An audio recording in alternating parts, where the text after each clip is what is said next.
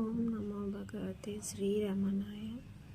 అందరికీ నమస్కారం అండి. వీడియో చేయక చాలా రోజులు అవుతుంది. ఎందుకంటే మేము ఇల్లు మారాము, అందుకని ఇంటి పనులు, ఇండ్లు సర్దుకోవడం, అన్ని పనులు ఉండడంతో నేను వీడియో చేయలేకపోయాను. ఈ మధ్యకాలంలో ఎన్నో వీడియోలు చేయాలనుకున్నాను, కానీ సమయం కుదరలేదు. ఈ పనులు అన్నీ చేసుకోవటం వల్ల, సర్దుకోవటం వల్ల ఈ సామాన్లు అన్నీ ఇప్పుడు కాస్త కొంచెం సమయం దొరికింది.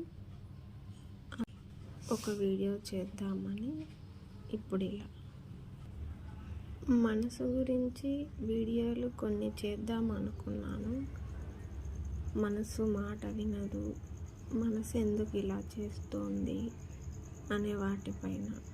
మనసే బంధానికి, మోక్షానికి అదే ఉత్తమమైన దారి, మనకు చేసే మేలు, ఒక సహాయపడే మధ్యవర్తి లాంటిది కూడా అదే అన్నమాట.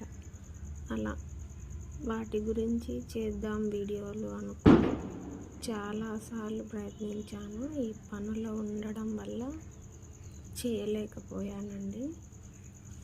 ఒకరు కామెంట్లో మనసు కుదురుగా ఉండాలంటే ఏం చేయాలనే వీడియోకి కామెంట్ తెలిపారు. ఒకవేళ వారికి మనసు పైన వీడియోలు ఇలాంటివి కావాలని వాళ్ళకి నచ్చింది అనుకుంటాను. వాళ్ళు డైలీ వీడియోస్ చేస్తారా మేడం అన్నట్లుగా తెలిపారు.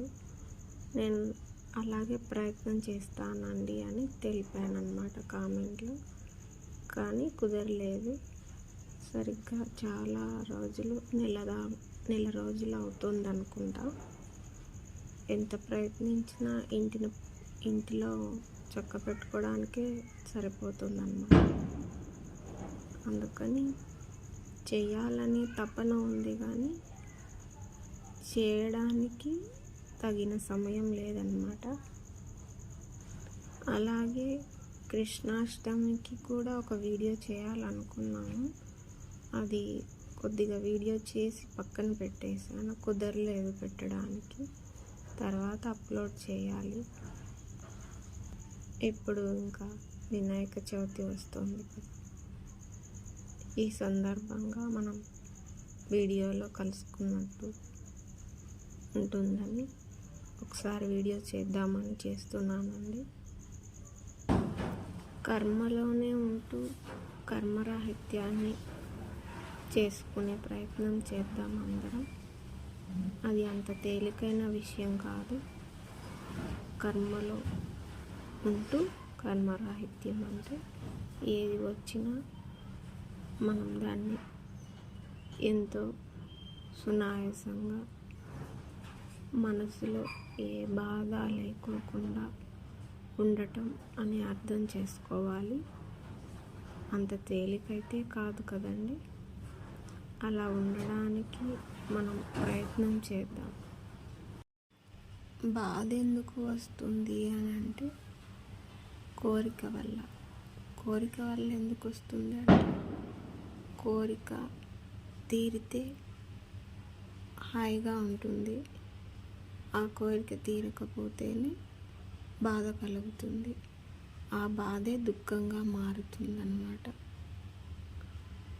అలా మనం కోరుకునే కోరికల వల్లే ఈ దుఃఖాలు, ఈ దుఃఖమయంగా ఉన్న జీవితం తీరకపోతే మనకు ఏర్పడుతుందన్నమాట. అలాగా మన దుఃఖానికి కారణం ఏదంటే కోరిక తీరకపోవటం వల్లే మనం దుఃఖంగా మారిపోతాము. అదే తీరితే ఇక మనకి ఆ సంతోషానికి ఇంకా హద్దులు ఉండవు కదా. చెప్పలేనంత తన్మయత్వంతో ఉంటామన్నమాట ఆ సమయంలో. అయితే ఈ కోరికలన్నీ ఎలా కలుగుతున్నాయి? మనం చూసే ఈ ప్రపంచంలో ప్రతిదీ చూస్తూనే ఉంటాం కదా, అలా పలానా వారు, పలానా